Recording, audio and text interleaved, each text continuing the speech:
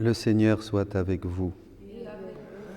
Lecture de l'Évangile de Jésus-Christ selon saint Matthieu. Gloire à toi, Seigneur. En ce temps-là, Jésus disait à ses disciples, « Vous avez appris qu'il a été dit, tu aimeras ton prochain et tu haïras ton ennemi. Eh bien moi, je vous dis, aimez vos ennemis et priez pour ceux qui vous persécutent, afin d'être vraiment les fils de votre Père qui est aux cieux, car il fait lever son soleil sur les méchants et sur les bons. Il fait tomber la pluie sur les justes et les injustes. En effet, si vous aimez ceux qui vous aiment, quelle récompense méritez-vous? Les publicains eux-mêmes n'en font-ils pas autant? Et si vous ne saluez que vos frères, que faites-vous d'extraordinaire?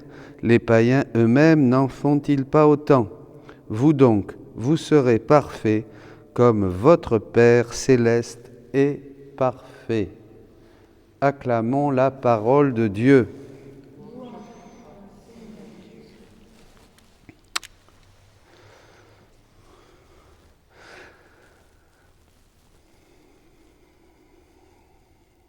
Voilà une page d'évangile sur laquelle tous nous butons.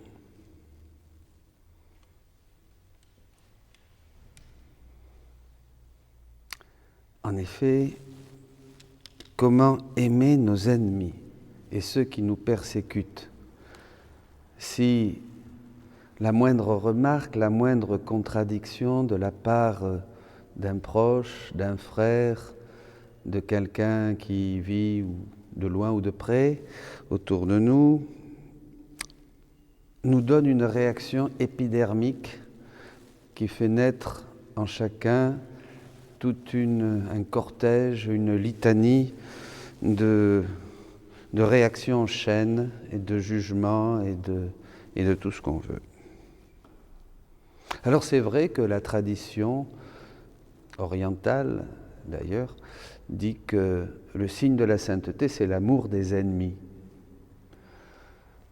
Et c'est vrai que lorsque l'on arrive à aimer ses ennemis et à prier pour eux, c'est déjà un très grand signe de sainteté. C'est pas un amour de sentiment, c'est pas un amour sensible, mais d'amour de charité, mais c'est une charité qui prend notre affectivité et même les puissances de l'âme pour pouvoir vraiment... Enfin, c'est admirable, c'est admirable. Alors, je voudrais prendre le temps de voir cet enseignement qui, comme j'ai voulu donner le titre, l'enseignement qui peut changer ta vie, qui peut changer la vie, parce que beaucoup de choses dépendent de cela. L'exercice de la vraie charité théologale va avoir des conséquences sur tout notre être, intérieur, extérieur, sur toute notre vie, puisque l'homme est un tout. Et dans la mesure où nous allons vers l'union, nous nous simplifions, nous nous unifions, et nous sommes plus à la ressemblance de Jésus, qui fait lever son soleil, Dieu, sur les bons et sur les méchants. Voyez. Voilà. Alors, je ne commenterai pas, il y a un très beau commentaire où je vous renvoie au volume 30, le 20 mars 1932, où Jésus dit que tous vivent dans ma volonté, les bons comme les méchants. Mais évidemment, c'est ceux qui vivent, qui acceptent cette volonté et qui la laissent régner en eux, qui deviennent héritiers de tous les trésors de la divine volonté. Ce soleil de la divinité qui, par ses rayons, illumine les bons et les méchants, mais ce sont ceux qui vont prendre justement les rayons de ce soleil pour se mettre dessous, ces attributs de Dieu, nous allons le voir, qui vont vraiment hériter de toutes ces grâces et vivre le début du ciel sur la terre. En fait, il n'y a que dans la divine volonté où nous pouvons vraiment arriver à aimer nos ennemis. Alors, nous allons voir ça parce que c'est ainsi que nous serons vraiment pères, fils de notre Père Céleste, et parfaits comme notre Père Céleste, évidemment. C'est une perfection divine, parce que nous allons vivre dans un mode divin. Alors partons, on va voir un petit peu les choses. C'est un enseignement que vous pourrez réécouter et travailler, qui se trouve au livre 11, au mois de février, le 18, et voilà, c'est les chapitres 4, 5 et 6 du livre 11. D'abord, Jésus enseigne à Louisa quand il accepte une personne comme victime, c'est ça. Comme vivre dans la divine volonté, c'est déjà vouloir être victime. On avait déjà ça dans la tradition. Thérèse, je m'offre comme victime d'amour, à ton amour miséricordieux, afin de vivre dans un acte de parfait amour, dans un acte de parfait amour. Déjà, Thérèse annonçait cette prophète de la vie dans la divine volonté. Ma fille, je t'accepte comme victime de douleur. Tout ce que tu pourras souffrir, tu le souffriras comme si tu étais avec moi sur la croix. Et avec tes souffrances, tu me soulageras. Ça, c'est très important. Toutes nos souffrances sont là pour soulager Jésus. Sache pourtant que j'ai été une victime et une hostie pacifique. Toi, pareillement, je ne te veux pas victime accablée, mais pacifique et joyeuse. Tu seras comme une petite agnelle docile et ton bêlement, c'est-à-dire tes prières, tes souffrances, tes travaux, serviront à adoucir mes plaies exacerbées. Donc ça, déjà, c'est un premier point. Bienheureux ceux qui souffrent. Bienheureux si on vous persécute. Bienheureux si on dit toute chose mauvaise sur vous, dira Jésus. Vous voyez, tout est dans l'Évangile. Alors ça, c'est un premier point. Donc, une offrande de nous-mêmes pour être victime d'amour et soulager Jésus. Ça, c'est très important. Alors après, on continue. On passe au chapitre suivant, chapitre 5. Celui qui vit la vie de Jésus, donc, peut dire que sa vie prend fin.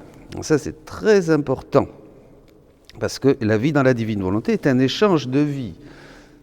Donc, je vais lui donner ma vie et il va me donner la sienne. Donc, ma vie prend fin puisque c'est lui qui l'a pris. Vous voyez, Jésus a pris ma vie, donc toute la conséquence, c'est tout accepter, offrir, se réjouir, tout est grâce, tout concourt au bien de ceux qui aiment Dieu.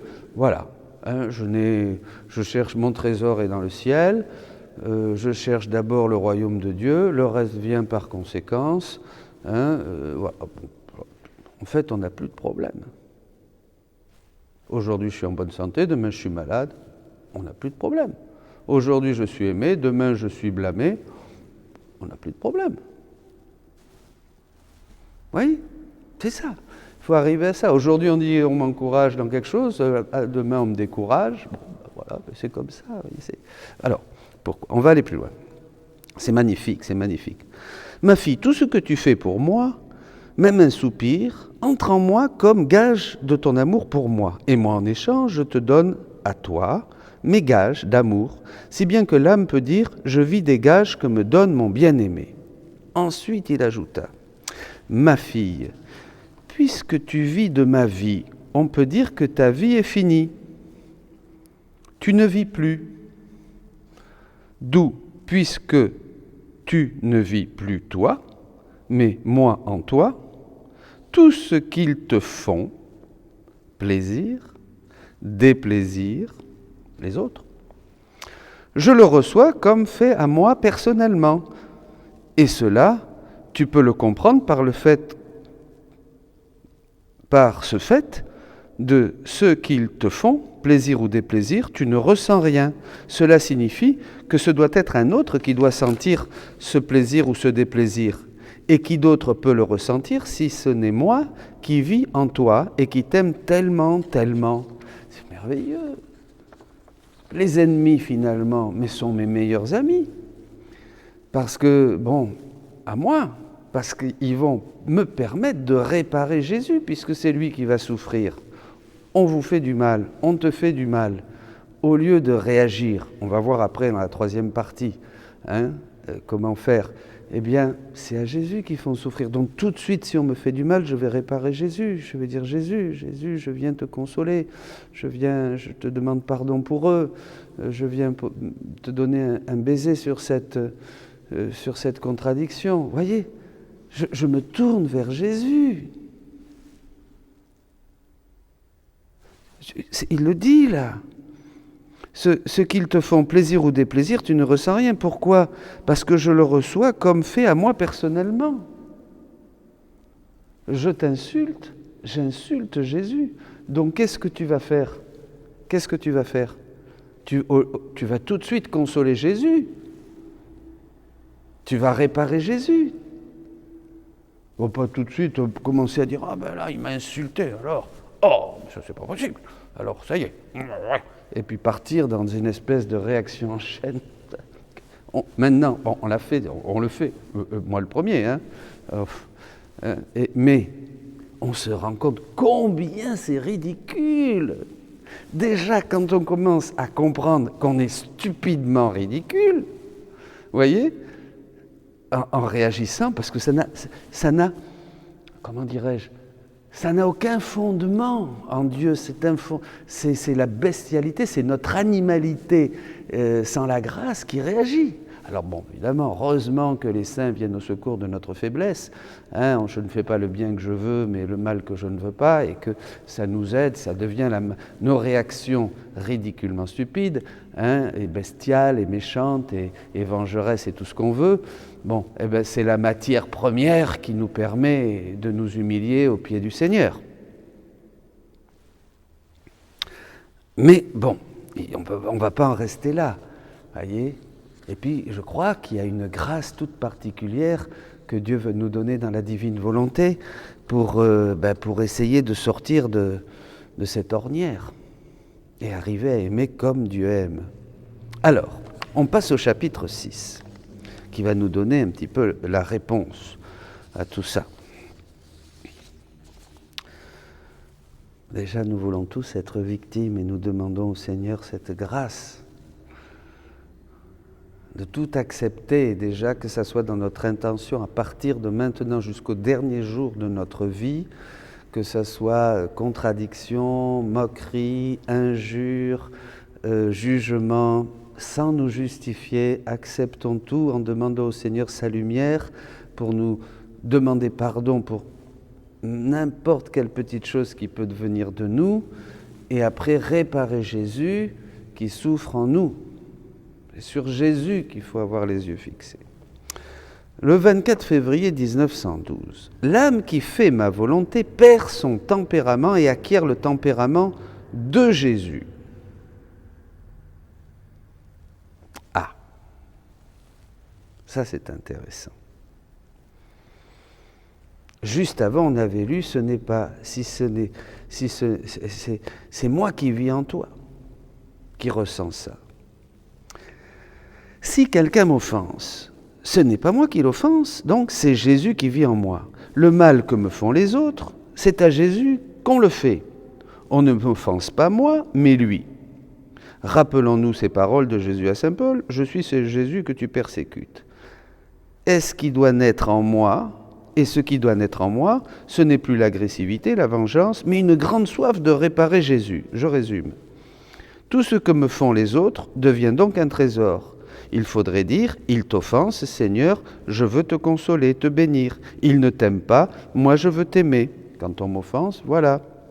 Bon, tout ce que les autres peuvent nous faire souffrir devient une participation aux souffrances de Jésus. Quand nous comprendrons la souffrance comme Louisa la comprend, c'est-à-dire en accueillant toutes les souffrances que nous causent les autres comme un trésor, nous donnerons un retour d'amour et de réparation à Jésus pour le consoler. Ça serait extraordinaire. Tout est participation à la vie et aux souffrances de Jésus. Avant de passer à ce chapitre 11, 6, je relis quelque chose du volume 4. Ce matin, je me trouvais tout opprimée et souffrante, surtout à cause de ma privation de mon doux Jésus. Après une longue attente, dès que je le vis, il me dit « Ma fille, la vraie manière de souffrir consiste à ne pas regarder de qui viennent les souffrances, ni ce que l'on souffre, mais à regarder le bien qui doit en résulter.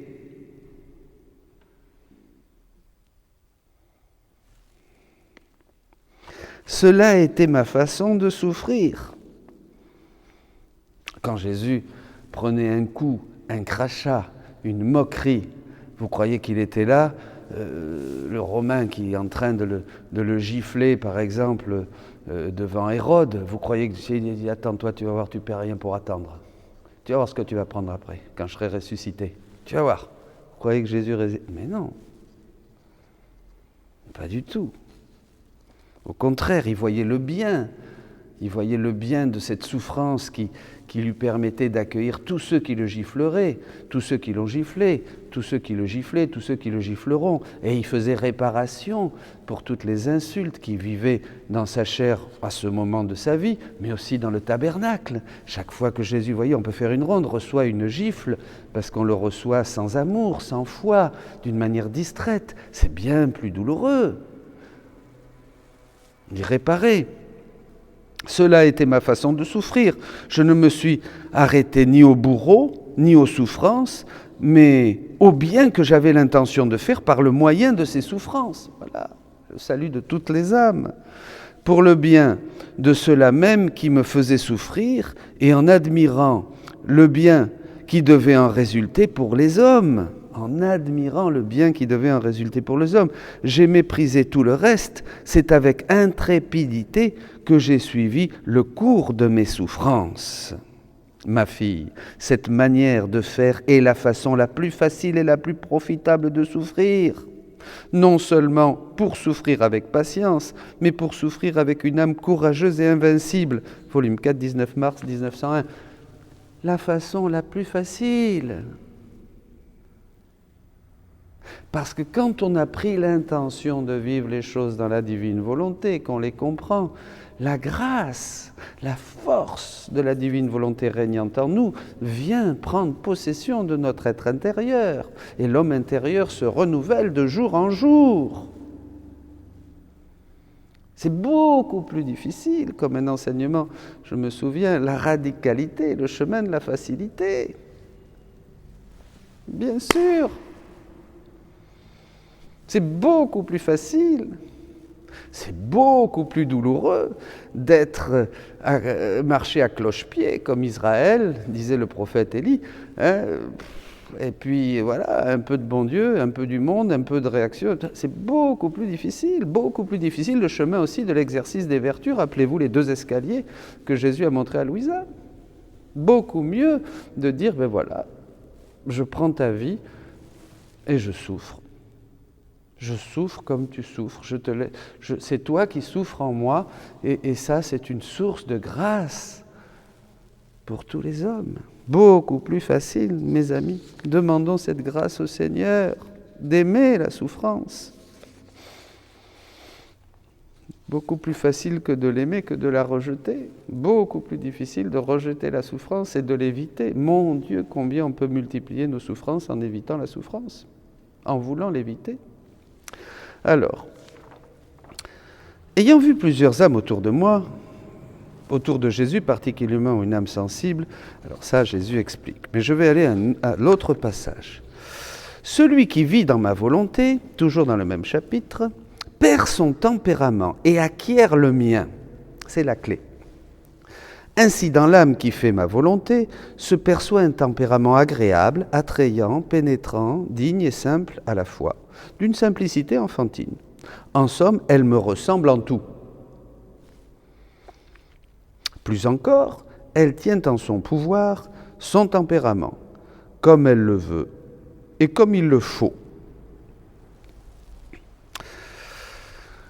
Alors, on va faire, avant de continuer, alors le tempérament, c'est sûr, ne change pas, c'est le parchemin. Jésus nous dit que l'on va réagir aux circonstances avec ce qui lui appartient à lui. Le tempérament de Jésus, qu'est-ce que c'est? Ce sont ses attributs. c'est-à-dire son amour, sa bonté, sa justice, sa miséricorde, etc. Tout ça, ça ne change pas. Il est ce soleil, comme dit l'Évangile, qui brille sur tous, et ces rayons, ces attributs de Jésus sont là. Il suffit de les prendre.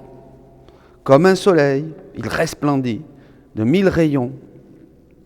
Je vais donc agir et m'adapter à la situation présente. On m'ignore, on m'abandonne, on se moque de moi, on m'aime, on me loue, je suis bien portant, je suis malade, j'ai péché, je suis dans la grâce. Je vais me mettre sous l'attribut qui correspond à ce que je vis. Je prendrai l'attitude divine avec ma vie d'union à Jésus. Je suis pauvre, je vais me mettre sous la miséricorde de Dieu et je vais prendre cette miséricorde à travers la repentance. Je suis en train d'être persécuté, je vais prendre la force de Jésus, je vais me mettre sous le rayon, comme sous une douche, sous le rayon de la force, cet attribut de force, voyez, etc. Je vais donc choisir l'attribut divin qui correspond à la circonstance de ma vie aujourd'hui. Donc, on est gagnant partout.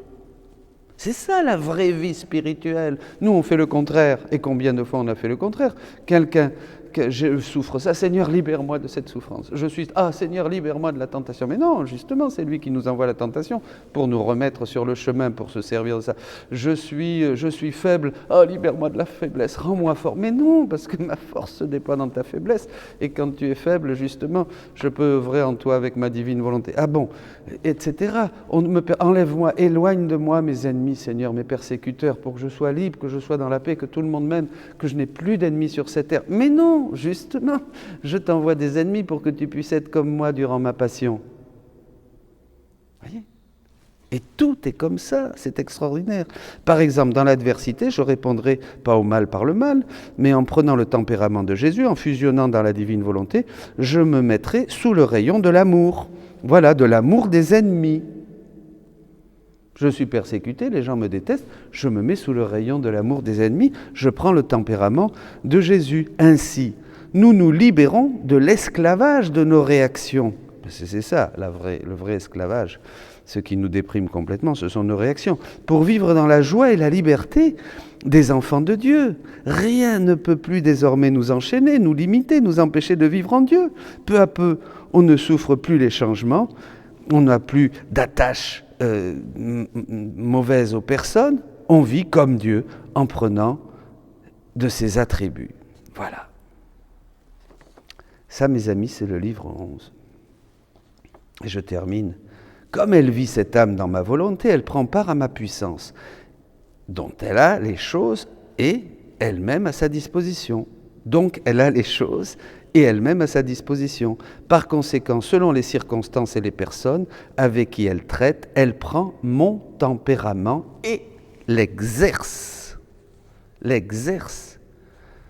Dis-moi, Jésus, tu me donnes une première place dans ton vouloir ? Jésus sourit. Oui, je te le promets.